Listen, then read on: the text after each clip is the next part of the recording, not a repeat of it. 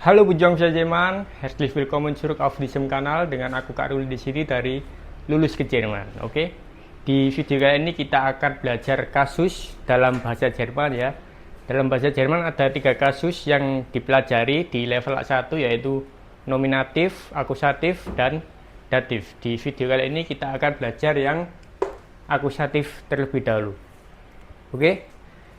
Kasus dalam bahasa Jerman ini sangat penting untuk dipahami, karena kalau tidak dipahami di level A1 ini, biasanya nanti ketika akan di level A2 atau sampai B1 itu nanti biasanya gramatiknya akan berantakan. Oke. Jadi kalau tidak paham, ulangi lagi. Kalau tidak paham lagi, ulangi lagi gitu ya. Jadi jangan lompat ke materi selanjutnya. Oke. Sekarang kita masuk ke intro dulu.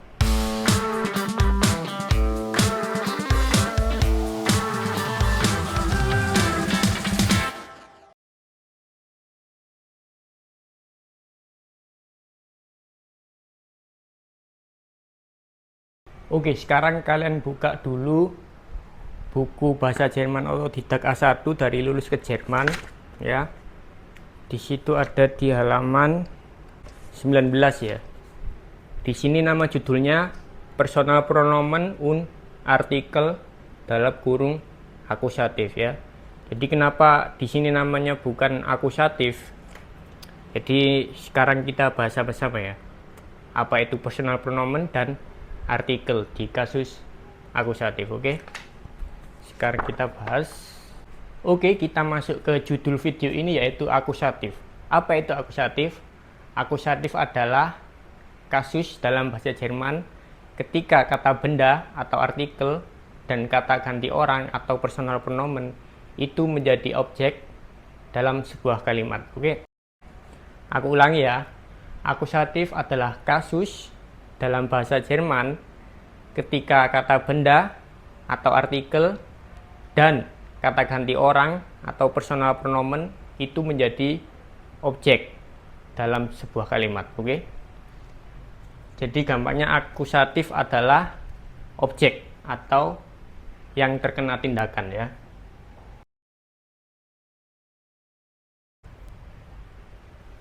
Nah, kata ganti orang itu apa? Kata ganti orang itu adalah personal pronomen ya. Namanya dalam bahasa Jerman itu personal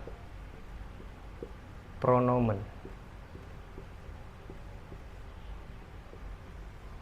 Ini kata ganti orang.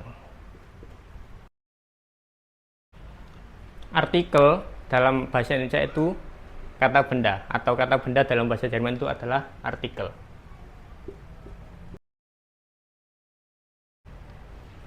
Gini ya, aku ulangi lagi ya.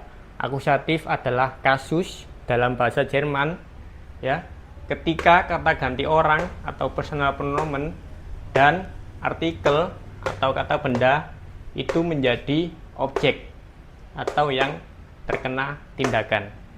Oke, paham ya? Nah, kalau akusatif adalah objek, subjeknya itu apa sih dalam bahasa Jerman? Oke. Jadi subjek atau pelaku tindakan dalam bahasa Jerman itu namanya adalah nominatif. Oke. Nominatif adalah subjek, akusatif adalah objek atau yang terkena tindakan. Oke.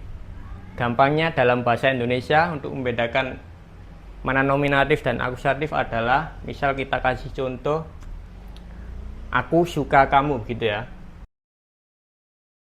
Kamu. Nah, aku di sini itu adalah subjek atau nominatif karena dia sebagai pelaku tindakan, dan kamu di sini ya adalah akusatif karena yang terkena tindakan atau yang disukai.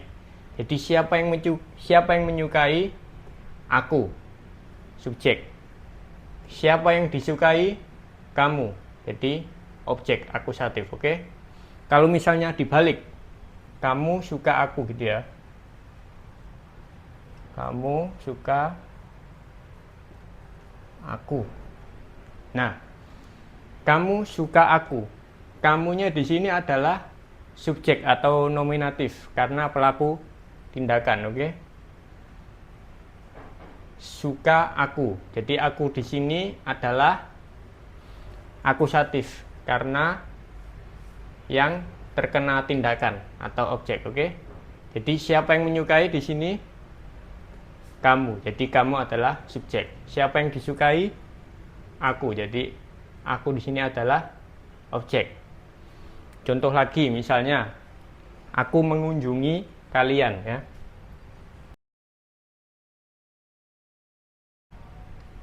Aku mengunjungi kalian. Coba mana yang nominatif dan mana yang akusatif, coba. Tanpa.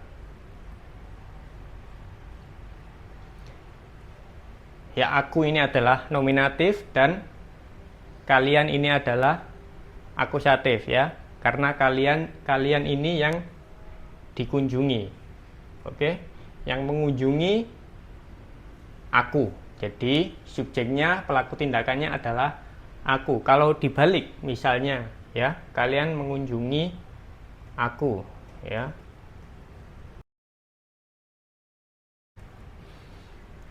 Kalau dibalik kalian mengunjungi aku berarti mana nominatif, mana akusatifnya, coba.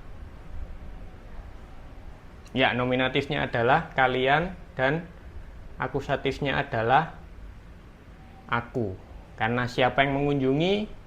Yang mengunjungi adalah kalian, ya, atau subjek atau nominatif. Yang dikunjungi adalah aku, ya, atau subjek atau yang terkena tindakan, oke?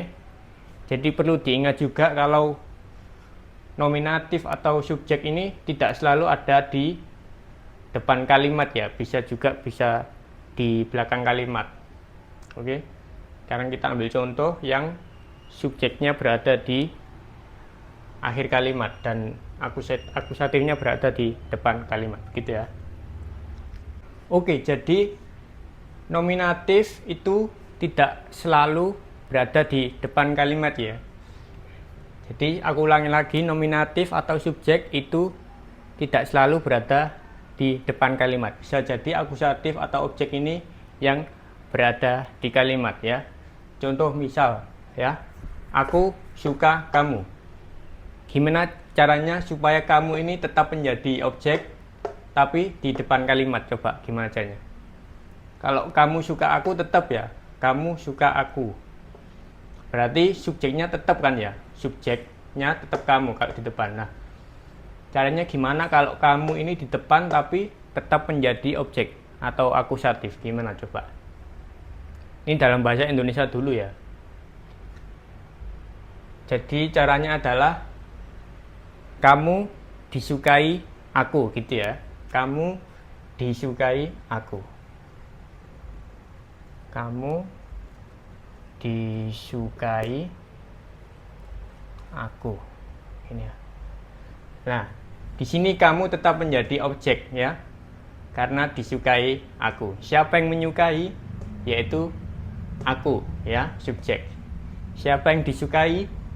Kamu, objek. Jadi kamu disukai aku, akusatifnya ini di depan karena disukai, oke? Masih bingung? Sekarang kita coba contoh yang kedua. Aku mengunjungi kalian, oke? Nominatif, akusatif. Gimana caranya ini ada di depan dan yang aku ini ada di belakang, coba. Ya, sama seperti ini, ya. Jadi kalian dikunjungi aku, gitu ya, atau kalian dikunjungi oleh aku. Aku, ya. Jadi gitu, ya, kalian melihat ada polanya, ya, dalam bahasa Indonesia. Yang depannya prefiks awalannya di, ini adalah objek atau yang terkena tindakan. Terus awalannya yang ini adalah subjeknya yang melakukan tindakan. Jadi aku mengunjungi kalian. Kalian ini akusatif, tapi kalau dipindah depan tetap menjadi akusatif, yaitu dengan cara ditambahi awalan dikunjungi, oke?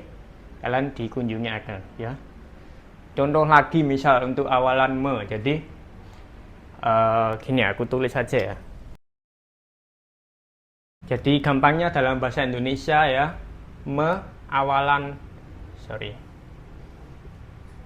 awalan me itu adalah subjek ya, dan awalan di itu adalah objek ya. Nominatif atau akusatif. Contoh satu kali lagi ya, misal aku memakan apel ya. Aku memakan apel. Nah, akunya ini menjadi nominatif ya atau subjek karena me. Terus apelnya ini menjadi objek ya karena yang dimakan. Kalau dibalik, apel dimakan aku. Nah, apelnya meskipun di depan tetap menjadi akusatif ya, karena menggunakan dimakan gitu ya. Apel dimakan aku. Oke. Jadi ini kita seperti belajar bahasa Indonesia lagi ya. Tapi nggak apa-apa meskipun karena apa ya, meskipun kita sudah paham tapi kita mungkin nggak ngeh gitu ya kalau ada subjek objek di mana, karena kita dari kecil itu sudah ngomong bahasa Indonesia itu mengalir gitu ya. Dan aku yakin di bahasa Jerman, di orang Jerman pun juga begitu, mereka juga gak ngeh yang mana nominatif, akusatif, datif gitu ya, karena mereka dari kecil itu ngomongnya itu mengalir aja ya. Tapi kita sebagai pembelajar bahasa baru ya, atau ya pembelajar bahasa baru, dan kita juga sudah dewasa ya, jadi kita belajarnya mulai dari teori dasar dulu supaya lebih cepat paham ya. Oke, kalau sudah paham apa itu nominatif dan akusatif, sekarang kita masuk ke penggunaannya. Ingat ya, akusatif adalah kasus ketika kata ganti orang atau kata benda itu menjadi objek. Sekarang kita bahas yang kata ganti orang dulu atau personal pronoun ya, ketika menjadi akusatif. Jadi ini dia tabelnya ya. Kalau di sini kurang jelas, ini aku tampilkan di sini. Silakan kalian screenshot ya. Jadi ini tabelnya ya. Jadi aku ya, nominatifnya adalah ich. Terus kalau menjadi objek menjadi mich ya. Kalau menjadi akusatif jadi mich. Kamu, du. Kalau menjadi akusatif menjadi dich ya. Dia, er, dia laki-laki, er.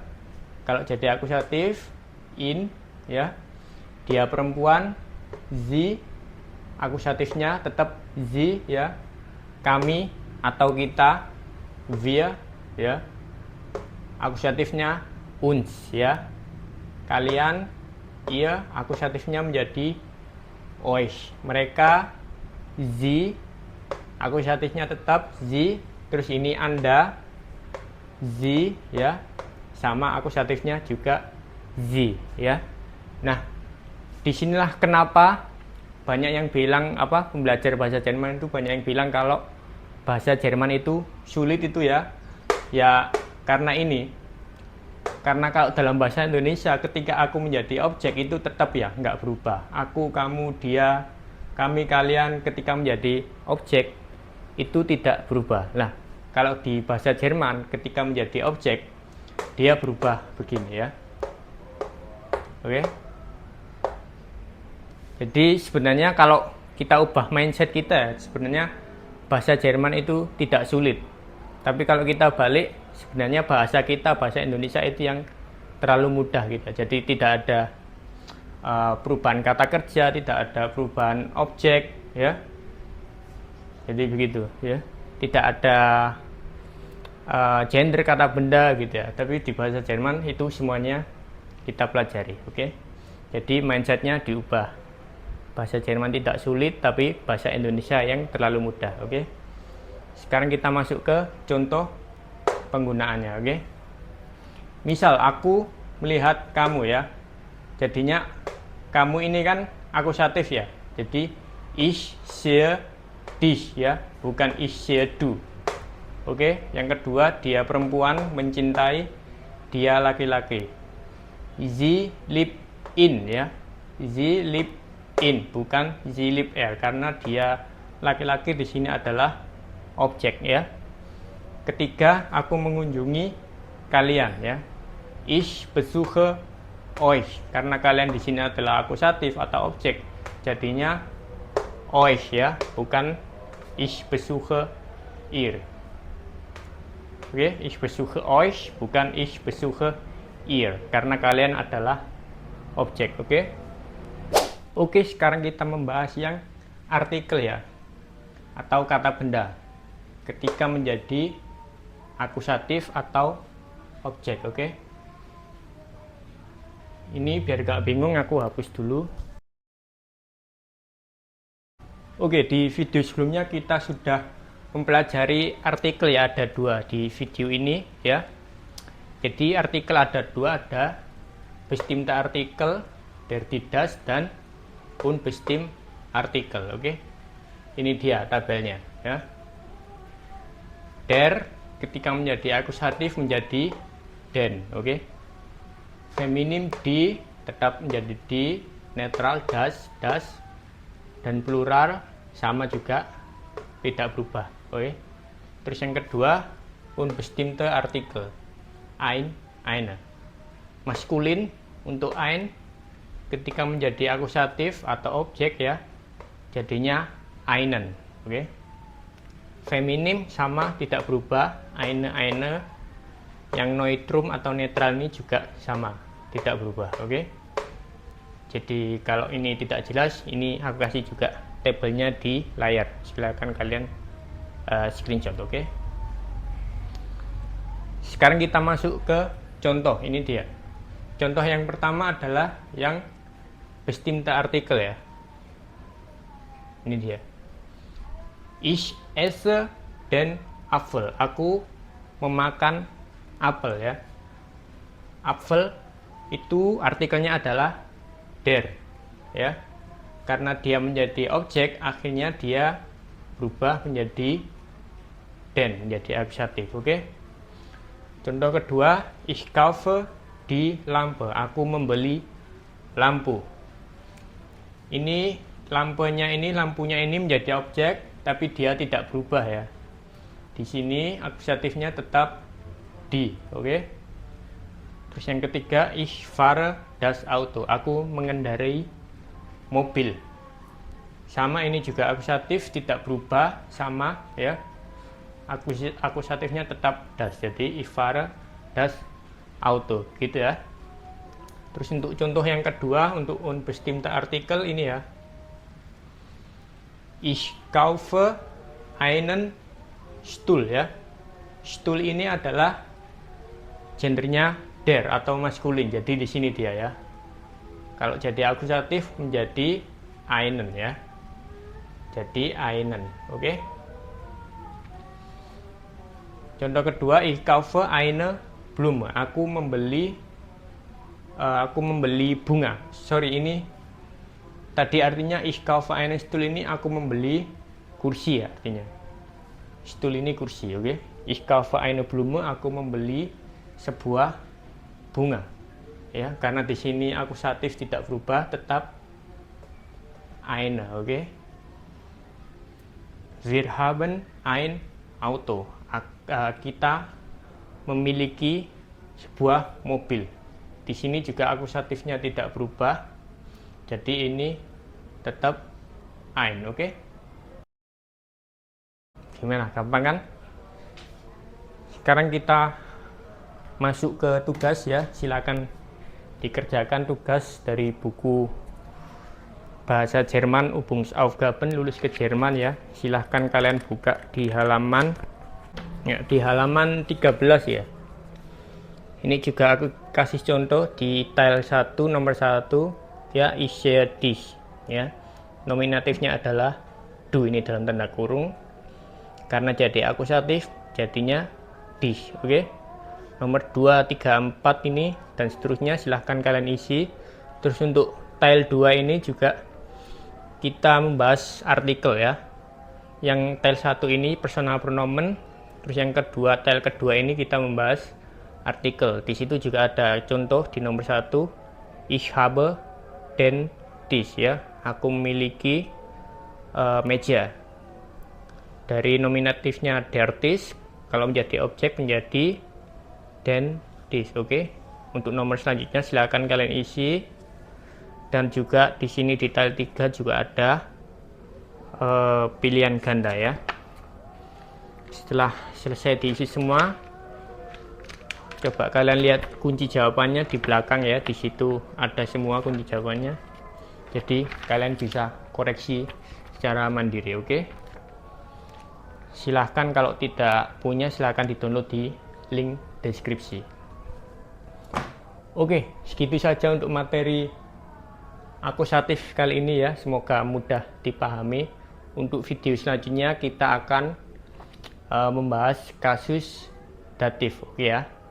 Jadi ingat, di video kali ini pesannya adalah ingat bahwa bahasa Jerman itu tidak sulit, hanya saja bahasa kita, bahasa Indonesia itu yang terlalu mudah, oke? Karena di bahasa Indonesia itu tidak ada kasus, tidak ada perubahan kata kerja, tidak ada artikel, terus tidak ada tenses juga, ya, seperti kalimat lampau, masa kini, dan kalimat yang akan datang. Jadi bahasa Indonesia itu jauh lebih mudah, oke?